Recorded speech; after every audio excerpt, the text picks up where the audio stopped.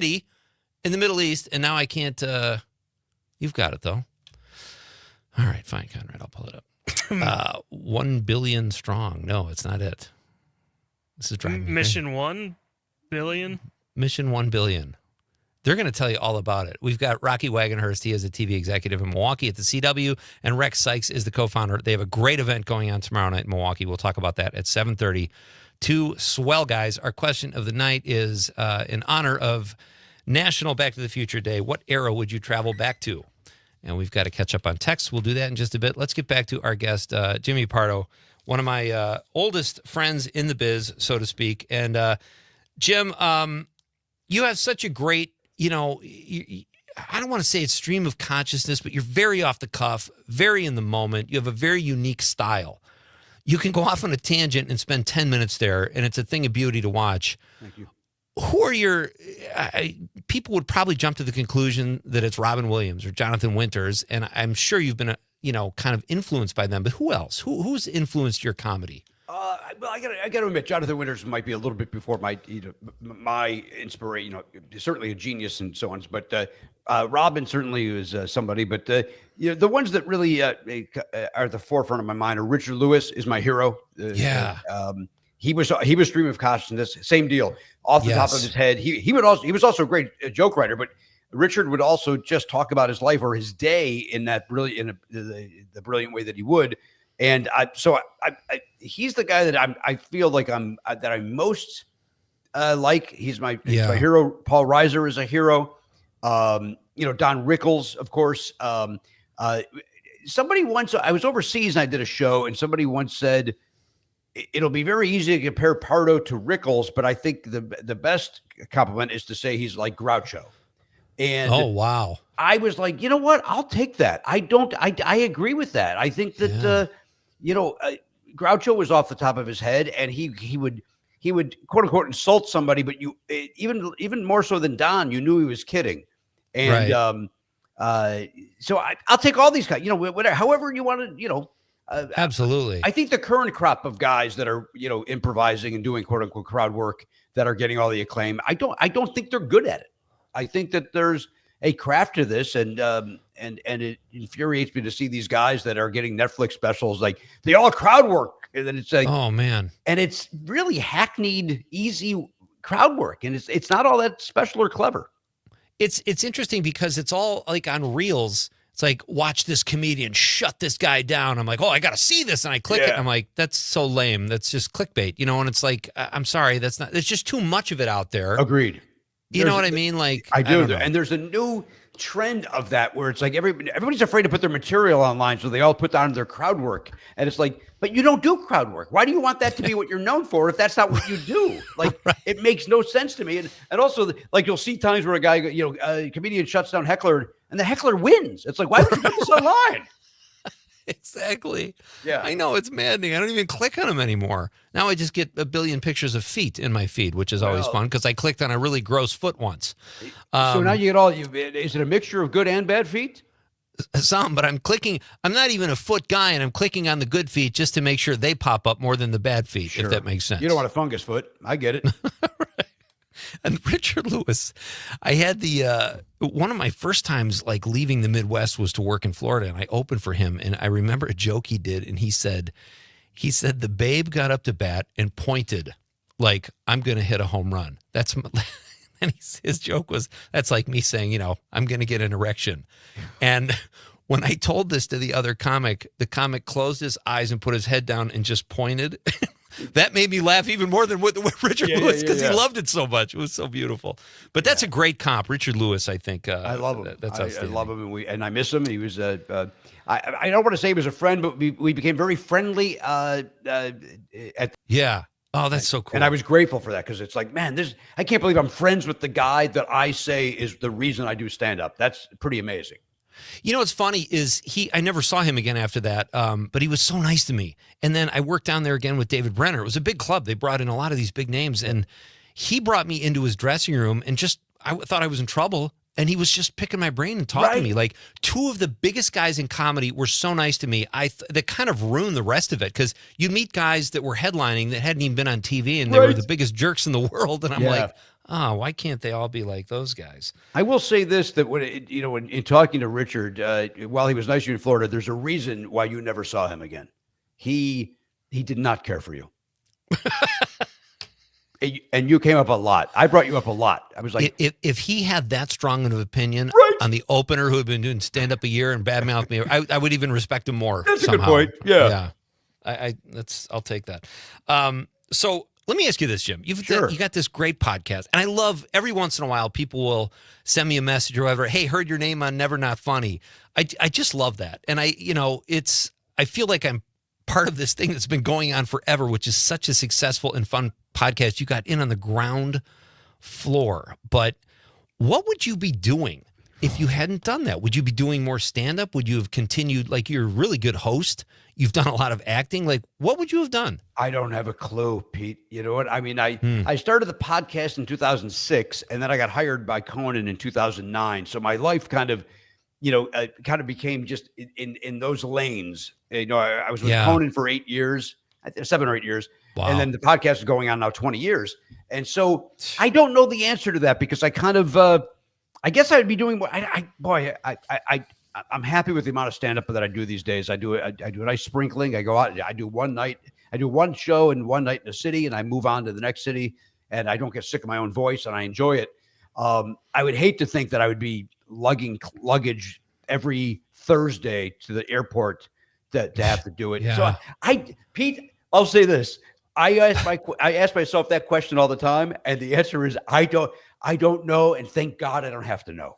Little gratitude. Absolutely. No, that's a great answer, actually, and I appreciate the honesty. Have you been to the soup plantation recently? Well, they all closed during the lockdown. Oh, come on. Because buffets were seen as something like, you can't share the ladle and that.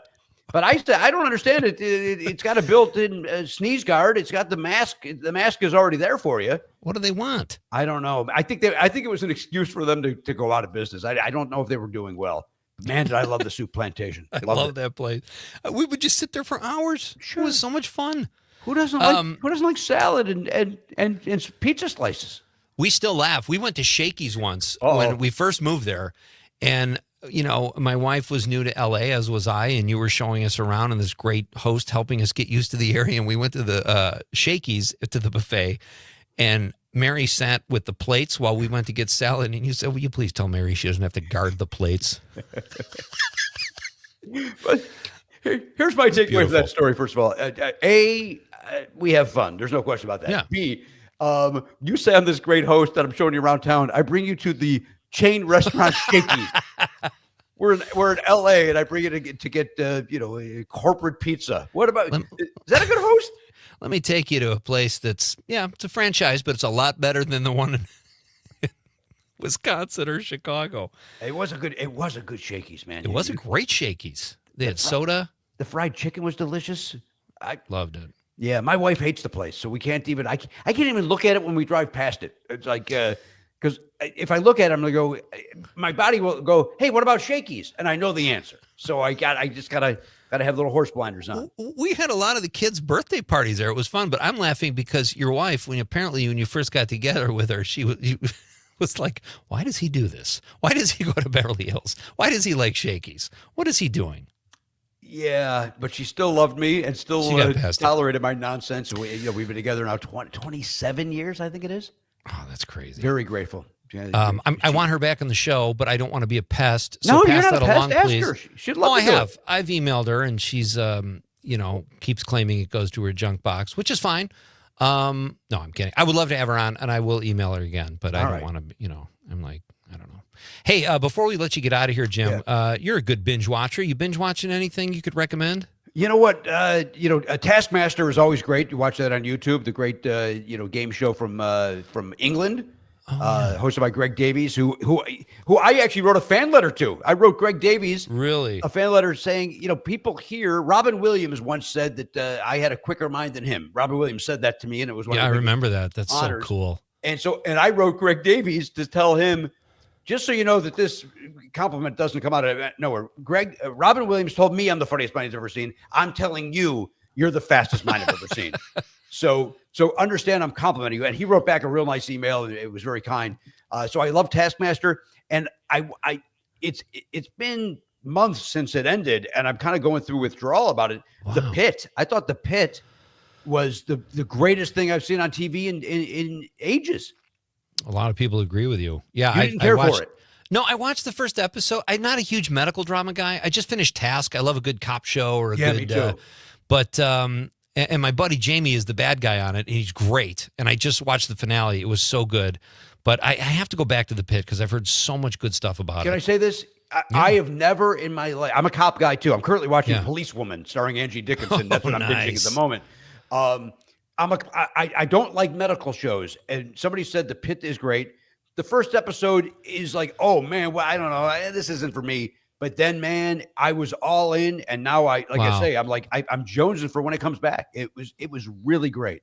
All right, I'll definitely take another look. That's great. Please don't tell anyone I called Riyadh Ridya. I just go into these things where I see it once and it stays. I called it Parmesan cheese till I was in college, Jim, because my parents are the farthest thing from Italian there is. I thought the word was catastrophe, not catastrophe. So, I once read somewhere, Pete, that if you mispronounce a word, it just means you haven't heard it. You've only read it. So you're an educated person. So whenever I mispronounce something, I remember that, and it makes me feel better about it. I do, because I cannot watch Talking Heads anymore. I read all my news, but I know what that word is. So I don't know what category Parmesan? that puts me in. Of course you know what that word is. You should have known what it is for years. Parmesan. My parents still laugh. They tried to ruin me. Hey, buddy, this is so much fun. You're the best. My pleasure. Yeah, always fun, Jim. Tell Danielle and Oliver hello, and let's talk soon, buddy. Good luck with Rex Sikes. That's all I can say. Will do. Thanks, pal. Thanks, Jim. So Jimmy, I loved his answer. He would travel back to before Clint's circumcision. I don't even know how that affects Jim, but he seems to think that that would be a better time for him, which is not a bad answer. Rex Sikes is coming up with Rocky Wagonhurst. We're going to talk about Mission 1 Billion, a great event going on tomorrow. Rex is one of the co-founders of the organization, and Rocky Wagonhurst is a TV executive at the CW in Milwaukee. So we'll have that talk in just a few minutes. When we come back, we are going to read your texts. And what am I forgetting something, Conrad? I feel like I'm forgetting something. I don't think so. Is Jimmy Pardo coming up yet? I think so. Was he just on the show? All right, we'll read your texts. Maybe we'll find a funny clip. We'll do something. It's a Tuesday night at Nite Lite, folks. What could be better? I'm Pete Schwaba. Great to have you with me on the Civic Media Radio Network. You're just too good to be true. Can't take my eyes off of you. You'd be like heaven to touch. I wanna hold you so much. At long last, love has arrived, and I thank God I'm alive. You're just too good. From Ashwaubenon to Alloway, this is 97.9 WGBW.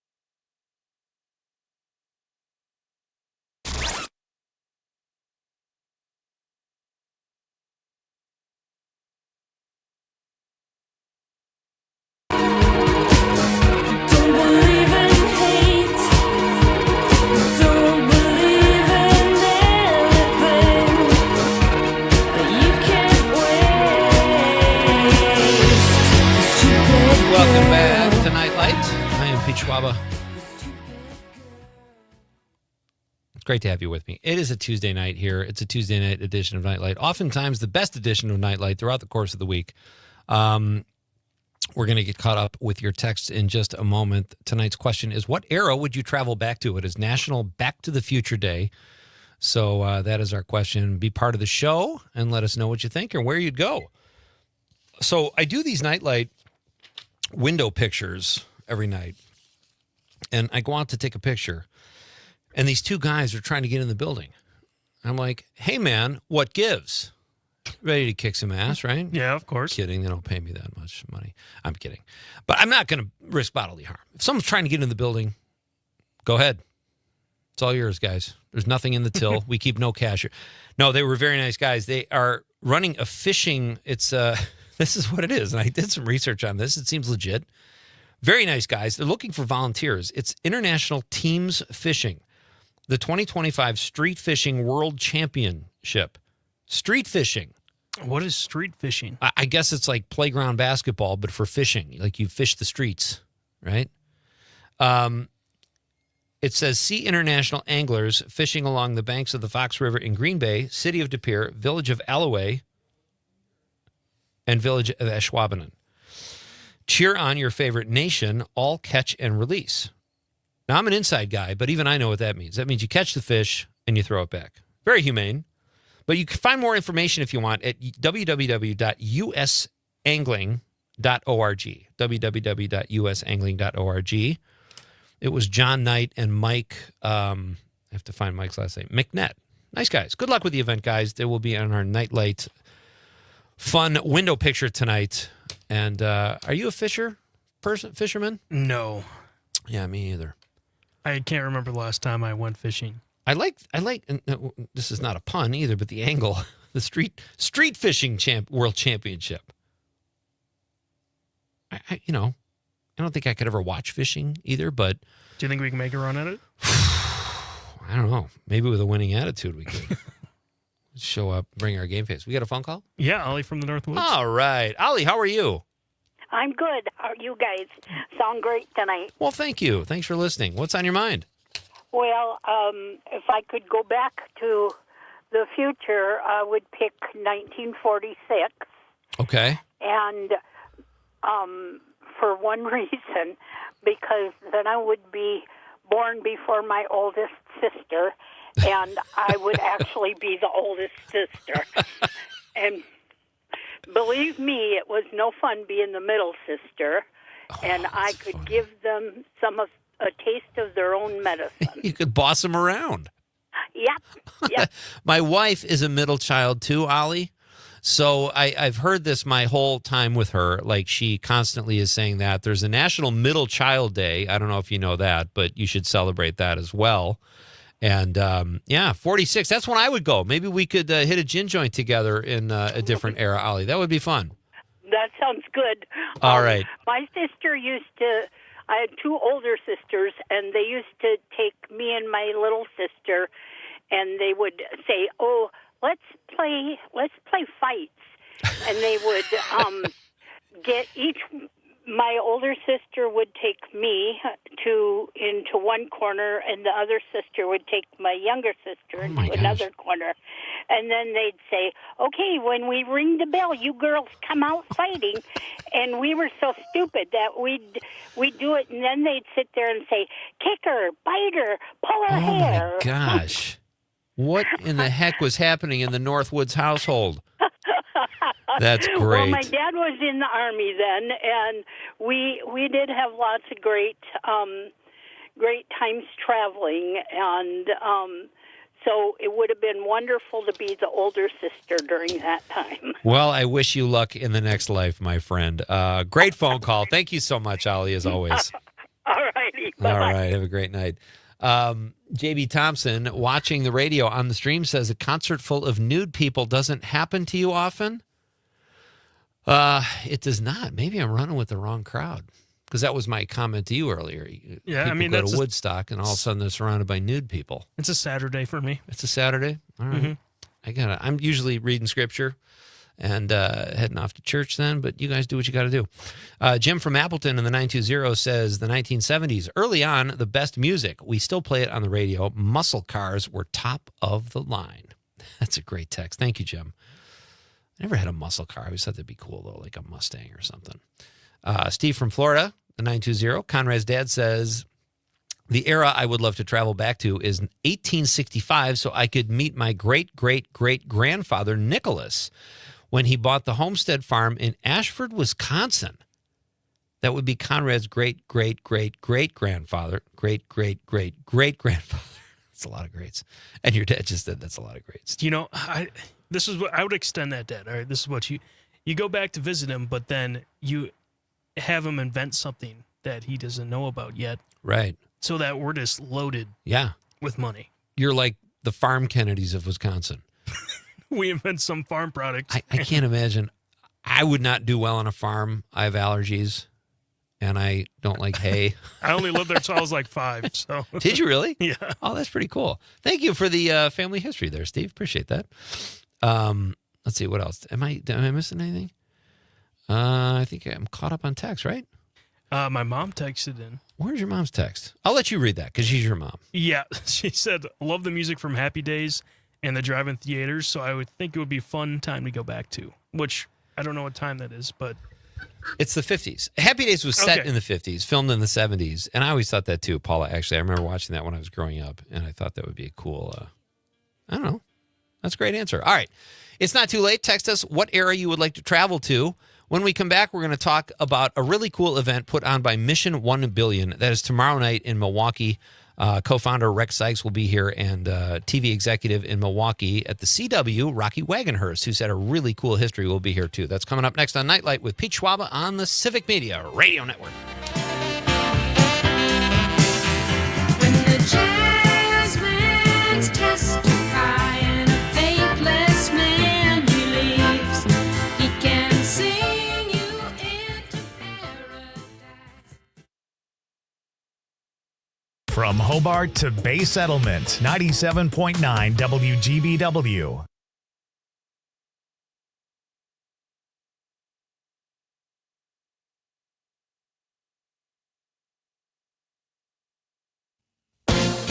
ABC News, I'm Dave Packard. President Trump is demanding $230 million from his own Justice Department for past cases against him, including the investigation into the Russian interference in the 2016 election and the classified documents case. We have numerous cases having to do with the fraud of the election, the 2020 election, and because of everything that we found out, I guess they owe me a lot of money. It would be up to Trump's hand-picked DOJ officials to defend against the president's claims. Late today, federal agents, including ICE, launching a crackdown in New York City's Chinatown. People detained, many people. This just hours after Homeland Security officials and a suspected undocumented immigrant were both shot and wounded in a targeted traffic stop in Los Angeles. Police say a man pardoned for his actions on January 6 is under arrest for allegedly threatening to kill House Democratic Minority Leader Hakeem Jeffries. New York State Police say 34-year-old Christopher Moynihan's charged with making a terroristic threat. This is ABC News. Will Fickle be fired? Hi, I'm Mike Clemens with sports. College football. The Badgers face number 6 ranked Oregon Saturday night. Wisconsin has never beat a ranked team since Luke Fickle took over as head coach 3 years ago. They're 0-9. Fickle says he can't be concerned about his future at Wisconsin. It's not going to change the fact that we got to practice tomorrow. It's not going to change the fact of anything on Saturday. But I have not been told. I'm not worried about that. I mean, I understand, if we don't meet expectations and we don't do the things we need to do, anything can happen.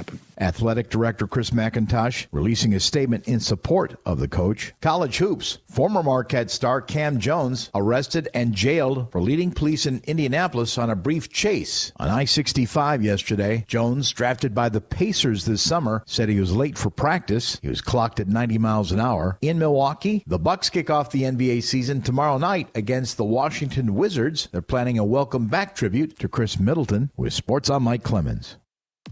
On your entertainment beat, I'm Pete Schwaba. The live part of Saturday Night Live can be a liability at times, as proven this past weekend. Sabrina Carpenter appeared on the show as the host and musical guest. The host side of Carpenter did fine, but the musical side dropped 2 F-bombs during her song Nobody's Son from her new album Man's Best Friend. Both F-words played live during the broadcast and on the Peacock simulcast, but after some editing, the West Coast saw the PG-13 version. Carpenter performed wearing a karate gi, but unfortunately, they were not able to edit out her wardrobe. Here's one of Pete's picks. Roofman is worth a look. This well-reviewed action comedy is a true story about a man who breaks into McDonald's stores through the roof. Even after getting caught, he manages to escape prison and live in a Toys R Us for several months while making a plan to escape the country. The film stars Channing Tatum, Peter Dinklage, and Kirsten Dunst, and was a really fun watch with a really nice but not too preachy message. For more showbiz fun, tune in to Night Lite with me, Pete Schwaba, weeknights from 6 to 8 p.m. on the Civic Media Radio Network.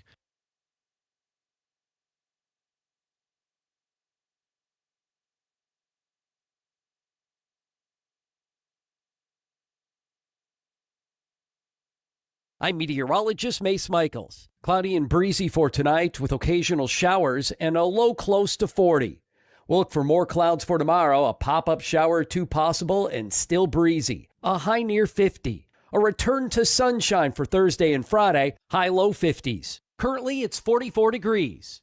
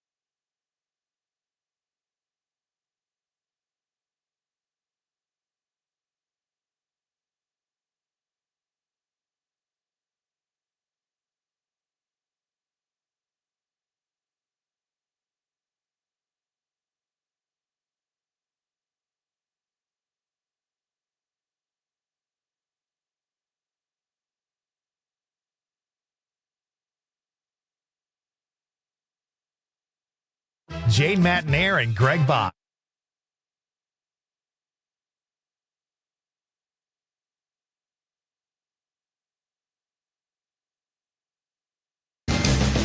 Charleston was once the rage. History has turned a page. Welcome back. This is Night Light. I am Pete Schwaba. You've got the Civic Media Radio Network. Our question of the night is, in honor of National Back to the Future Day. It's so cool that a movie has a national day. I mean, it's just a classic. It is a great film. Yeah. But our question is, what era would you travel to? I say the late 1940s after World War II, hitting the jazz joints, maybe hitting the road like Jack Kerouac. Conrad says the medieval times. I still have no idea why. But, you know, To be a knight. To be a knight and a gesture. That was Moonlight as a destined to be gesture. one. That's right. All right. Let us know. You can still get in on the fun. Right now, we are going to turn our attention to 2 swell gents who are joining us over the stream to talk about a really cool event tomorrow night in Milwaukee. It's called the event, well, the group is called Mission 1 Billion, a very ambitious undertaking by co-founder Rex Sikes. And the speaker at tomorrow night's event is Rocky Wagonhurst, a TV executive in Milwaukee at the CW. And he has had a really lengthy, interesting career, too. They both join me now over the stream. Gentlemen, how are you? Hey, how you doing, Peter? Doing very well, Rocky. Nice to meet you. And Rex, good to see you again, buddy. Great to see you, my friend. Hey, Rex. Do you guys have an era you would travel? I know you'd rather travel tomorrow night to your really cool event, but if you could travel back, where would you go? You want to go first, Rex? Go. I'd go back to 2039. I'm pretty sure that's forward, but Well, wait, where are you? Where are you? I'm in 2025 at the moment. Oh I my thought we God, all were. you're so passé. But you could travel all the way back around, like Fonzie got his bike to make the Earth go back, you know, I or go back to Superman. the because early 70s. I think they were gritty and wonderful and magnificent in Los Angeles. I think Rocky might agree. He's from there. Yeah. Yeah, late 60s, early 70s. You know, if you could be old enough not to get drafted in that late 60s, and Yeah. then that great. I think that was the greatest time for really television episodic stuff. You know, that movie Once Upon a Time in Hollywood. You know, Love it. I wanted to be. I mean, that was my time. I was about 14. That was like Wow. 1969, and if I was a little bit older, I would have loved Brad Pitt's. Where he played this stunt double, Cliff for Booth, like yeah. a star. That's what I wanted to be. I thought that would be the greatest job in the world. Fall off horses and do fights and crack whips and punch people in the face, but don't really hurt them. That's fantastic. Speaking I of thought which, it'd be. Oh, yeah, go ahead, Rex. I just wanted to say Bob Yerkes, the stuntman, was a good friend of mine. He had a stunt school. I never did it. A lot of my friends did, and I've regretted not doing Bob's program all that while. Most of the people who went through stunt programs became stunt people. I didn't want to be one at the time, but what a magnificent opportunity I passed up. Well, magnificent opportunity for someone else. It sounds like I'm kind of with you there, Rex.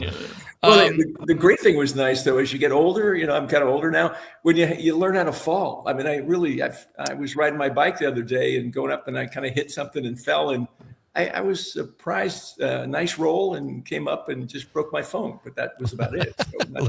So it comes in handy later in life. Little tuck and roll off the Schwinn Varsity on PCH. Yeah, I did it. Also helps if you have knee pads and elbow pads, but Absolutely. Well, it's great to have you guys here.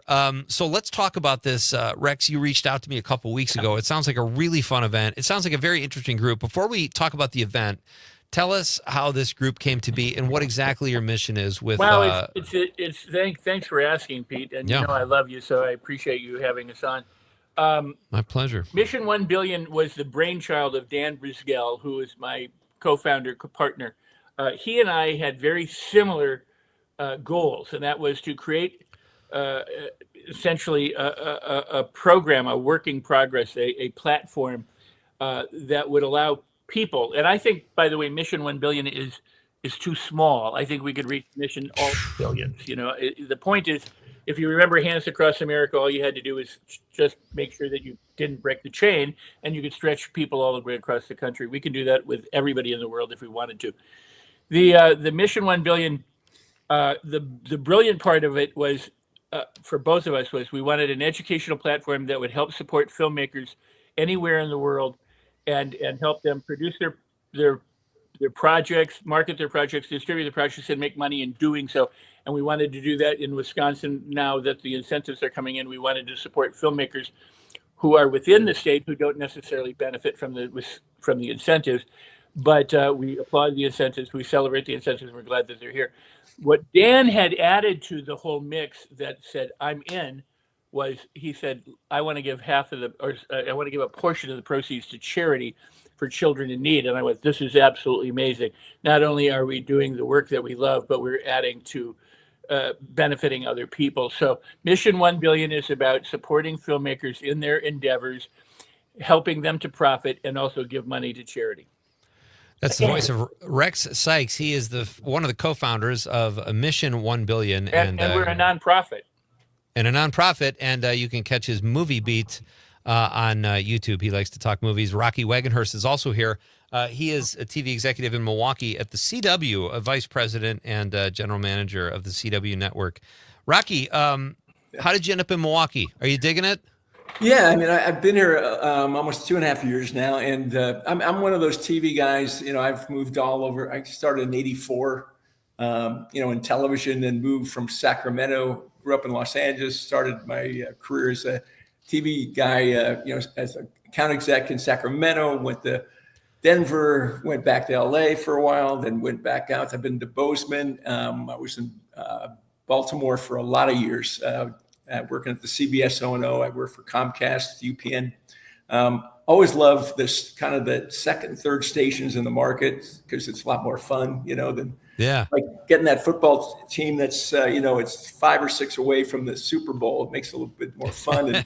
And my wife was an anchor. She's done it since she was 17, and she's retired now. And so we're at that point where the kids are away, and I knew the Sinclair folks that own the stations out here, CW 18 and my 24, and they said, if you still want to work, I mean, if you want to go out there and a couple things, see what you can do, and came out and started to add local programming, because I think that's really the thing that I think is so important for broadcasters, especially in, the affiliates. We get the network stuff, but really it's the community and what we serve. And I've really enjoyed Milwaukee, and I've become I've been a Green Bay Packer fan since the 60s. I mean, how could you be a football fan and not, to me that's like Canton up there. I mean, I would rather go there and see that stadium than go see the in Canton. But and the Brewers, I admit I'm a Los Angeles diehard guy.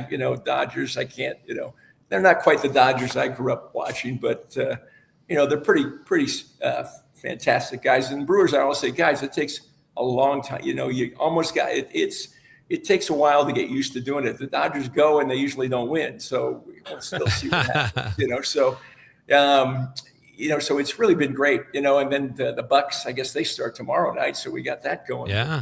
But, I really enjoyed living in Milwaukee and the audience, and we've kind of grown this 2 stations and added a lot of high school sports and some local shows, bowling shows. We have a NASCAR local show that we're on the air. We run Bill Michaels' sports show once a week. We have a local wrestling show. So anything that's going to get local, so the folks in Milwaukee, it's something that's unique to them instead of watching just all the network stuff and game shows and stuff. So really have enjoyed it, though. Really, my time here so far has been great. That's great. So I'm sure you're excited about tomorrow night. What is tomorrow night going to be like, you guys? Like, if people do want to go, what can they expect, and how can they get more information? Well, if I want to go before Rocky, here's the cool thing. We did our first charity event in August where we gave money to Make-A-Wish children. And so that was a kickoff event. And every month we did 4 or 5 weekly meetings, and then we are starting our monthly meetings. And last month we had Michael Seibel. He's a director. Most of his movies are between X amount of dollars and $20 million. He's done about a dozen movies, local as well as in Hollywood and in India and all over the world, and about 400 TV shows, both as a director and CD, and a DP. I'm sorry. And Rocky and Michael are alumnus from UCLA, and they go back a long way. Michael is from Wisconsin. He was born he lived in Wausau for a while and then moved to the Appleton area where he is now. Like I go back to my home in LA and also in Wisconsin. So I'm not bi-coastal, but nearly bi-coastal. I'm by something, but I don't know quite what. Lake Michigan counts. Come on. But Lake Michigan, LA. But Rocky, I got to meet Rocky through Michael, and I'm so thrilled to have Rocky, because Rocky's not only an actor and a filmmaker and a media visionary, and he knows about AI, and he's a studio executive and television executive, but he brings such a wealth of experience and practical application information to each of us that we tomorrow night, October 22nd, Wednesday at Schmitty's Bar and Grill in Brookfield, Wisconsin, on Lisbon Avenue, if you want to look it up, and it's open to the public. Mission 1 Billion is an educational arm. We do workshops, seminars that are paid for. People sign up, classes. I teach acting and other things. But we also have open to the public and free events. And Rocky has been gracious enough to say that he would speak tomorrow night to the public who shows up and to answer their questions about how to navigate a career. And I'll let him tell you more about that. But I'm thrilled because Rocky's just an amazing guy. I've gotten to know Rocky. And I love him. So I'm thrilled that we get to have him speak, and I hope it's the first of many times. But so Rocky, you take it away. Yeah, Rocky, what do you teach? What do you tell people? Like, let's say all these people who don't know the first thing about this business, whether it's behind the scenes, in front of the camera, whatever. How do you even start with them? Well, I laugh, because Rex, I was really lucky. Michael Seibel, I was my fraternity brother at UCLA, really, really talented guy. We had another fraternity brother, Tim Moore, who been an executive producer with Clint Eastwood, I think, from every movie he did. He was also the executive producer on that famous Patrick Swayze cult film. What's the Roadhouse? Roadhouse, yeah. I was hoping you'd say Roadhouse. Yeah, it's the greatest. Pete, good call. The greatest film. I always, those are the kind of things that nobody went and saw when it came out, but it just, kind of built its own audience. And so we had a lot of talented guys, and we UCLA. I grew up in the San Fernando Valley, Woodland Hills in the '60s, and the television movie business was just kind of like what people did. There was no walls up, and people, the big movie stars we didn't see, Yeah. but television actors would be living up the street, and it was like regular jobs. You could walk to studios. I went to UCLA thinking I was going to be a lawyer. And I guess it was my junior year. I wanted to be a litigator. So somebody said, well, take an acting class, because that way you can get up and defend the world or whoever you're going to defend. And so I did that and really kind of liked it. And I got cast in a couple of plays and started doing stuff. I got a commercial agent, did some soap. It's kind of like, boy, this is $500 a day is better than going to school today. But I did end up graduating, so my parents were really proud of me for doing that. But really what started me on this whole thing is I became a tour guide at Universal Studios back in the late 70s. I saw that in your bio. Greatest Let's job. pick up right there. We got to do a really short break. And you did it the smart way, Rocky. I went to law school to become an actor, and that didn't work out at all. So I think you were on the right track. Hey, Rex Sikes is here, and Rocky Wagonhurst, and we're talking about a really cool event they have going on tomorrow night with Mission 1 Billion. We'll tell you more about it after this very short break, folks. We're in the home stretch here. You've waited this long. Don't go anywhere. It's Pete Schwaba and Nite Lite on the Civic Media Radio Network. Glide like the 747, and you lose yourself in the sky among the clouds in the heaven calls. As Wisconsin has a fish fry on a Friday night, this is the Civic Media Radio Network.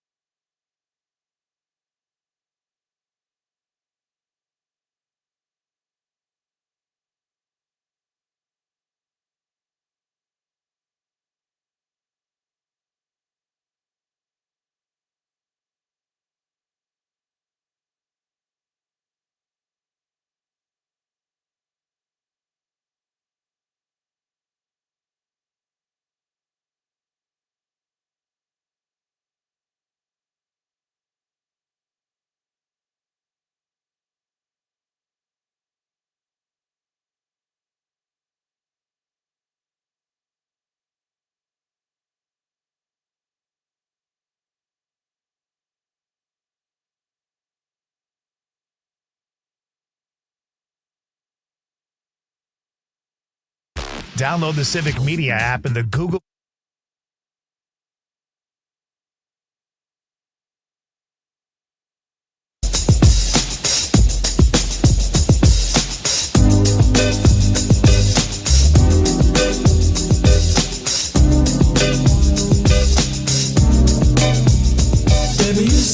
Welcome back. Well, it's been a fun show. We got a few minutes left here. From the 818, Bridget says, the 1950s seems like a fun time. Music, clothes, identity. Couldn't agree more, Bridget from the 818. Great text. Thank you. We have a couple more minutes with our guests, Rex Sikes and Rocky Wagonhurst. Rocky, did you have to be an actor with a name like that? Well, I really had no choice. I think that's kind of, But Rocky Wagonhurst always sounded like there was if you went in for audition, it sounded like there was a lot of us that would be coming in, something right, like pulling in the... it's like we're going to come in juggling or something, but just a little bit, just because I know we want to promote tomorrow, and they're thinking, okay, great, you were a tour guide. Okay, if we want to get a tour guide job, but really, what I really talk about is how to be able to have both. Everybody always thinks, especially when they're young, well, I got to do it all, be all creative and do movies and be TV and be an actor for the rest of my life, or I can't. And really, I learned long ago, you can do as much or as little as you want. You can do both. You can have a life. You can have kids. You can, get married, have a house, have a mortgage, have a real life job, but work it so you can still do stuff. And then the more stuff you can do, then less of the other job you have to do. It's not all or nothing. And I've been able to do that all my life. I've got to be in movies, TV. I've done a radio show. I've done everything and still had a really nice career along the way. I think I've driven my wife a little crazy, and she still likes me after 37 years. But it's really, and that's what we'll talk about tomorrow about, I'm not going to teach you how to act or how to do anything. I can help you, teach you how to get a job, how to go about it, those kind of things in just about anything. And it's pretty applicable to everything. I always told Rex, I'm kind of like, Forrest Gump. I've met all these great people. I've been on sets with Spielberg and things, right? But I just never got, the Bubba Gump, shrimp. Whoever became a millionaire, obviously I'm still working, but that's okay. It's a lot of stuff. And I love more what people want to come and ask me about or tell me about them. Cause I already know what I know, but I'd love to hear people come out and share their ideas. And really it's more of that than it's going to be like, hey, let me talk for an hour and everybody take notes. That's not the way it works.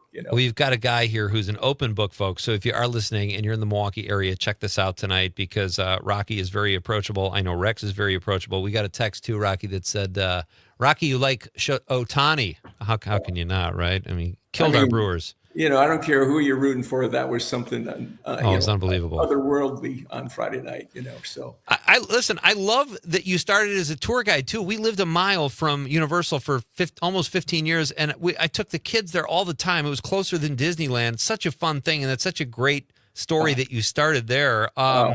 Rex, we'll talk about that tomorrow night if anybody wants to, but it was one of the greatest things. I got to talk, believe it or not, for hours and hours, and they paid me. It was amazing, That tour is so much fun too. If you're a movie nut, I highly recommend it. Rex, you want to put a bow on tomorrow night before we let you guys go? Yeah, I'm so thrilled that Rocky's going to talk. He is a wealth of information, and he does deliver on what he says he's going to do. So I can't be more grateful to him and to you, because you do a great show and you're having us on, and I really appreciate it. Thank you. I love you, my friend. And I would love you to come and talk to our group too sometime when you're not doing your show. We're going to have to figure out how to make that happen. But tomorrow night, I'm going to need airfare. I'm going to need a per diem. And we'll have the limo pick you up, and we'll have the fluffers and the whole thing. No worries. What is a flight from Green Bay to Milwaukee? I don't know. You need the rider, man. That's what it's all about. But it is October 22nd. It's a Wednesday night, 7 p.m. It is called Schmitty's Bar and Grill. It is on 16755 West Lisbon Road in Brookfield, Wisconsin. It is open to the public. It is free. We say 7 o'clock, but we say come early, stay late. They got a great deal. Buy a $20 pizza and get a free pitcher of beer. So, a beer or soda, whatever you want, as a Wednesday night special for us. So, and we've got Rocky Wagonhurst who's going to speak to us. And we've got a great group of people. What we've done is we have this educational component, which is like having speakers like Rocky, and Michael, and others. We've got someone from SAG coming in either the end of this year or the first quarter of next year to talk about what it means to make your movie SAG and how you can do that. And but we also have projects that we do. We do collaborative projects. We just did recently a small commercial for some people that we put together, a funny thing. So it's a very active group. It's a networking group, and I encourage everyone to come on out who can hear this, who sees this. And look us up. We're Mission 1 Billion. It's a private group on Facebook. It's a public group on LinkedIn. But I've told you everything you need to know to be there tomorrow if you're in the Wisconsin area, the Chicago area, and you want to come up and join us. Absolutely open to the public for this event, and it's free. We've got Rocky Wagonhurst. Definitely buy Rocky a pitcher of beer and loosen him up, and he'll tell you all the secrets about show business. I will tell you everything, and I'll stay until there's nobody left. I love chatting, I don't that's great. do it that often. So anybody wants to come, I can't wait to see him and talk to him, and I'll tell him everything I know.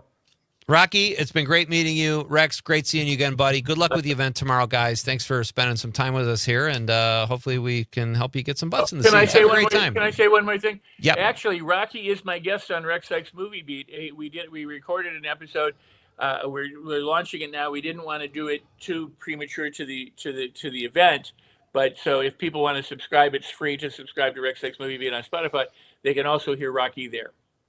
Outstanding. Thanks so much, guys. Have a great night and have a lot of fun tomorrow night. Thanks, Sounds like a Pete. blast. Thank you, You Pete. got Thank it. you so much. All right. Rocky Wagonhurst and Rex Sikes. Go to the event tomorrow. You going to go, Con? They're not giving you airfare. You got to get yourself there, which is kind of a jip, but whatever. Yeah, I wish I could make it, but we'll have to find a different producer in maybe. No, we got someone lined up. No, no, it sounds like a lot of fun. You already know everything too. What are you going to learn? You know your job, but if you went, you'd probably learn like a lot of TV stuff. Yeah. Hey, we got a Steady Eddie text. We got to wrap up the show with. Do I have time to read it? I'm going to go fast. Steady Eddie. Anyone who says a name or word should be pronounced in only one way lacks creativity and imagination. People say two of Albert Einstein's greatest attributes were his imagination and creativity. Ergo, you, Pete, may just be the next Einstein. I agree, Eddie. Thank you, sir. Thanks, everybody. Thanks to my guests. Thanks to all the texts. Thanks to Jimmy Pardo. Have a great night, everybody. Good night, Wisconsin.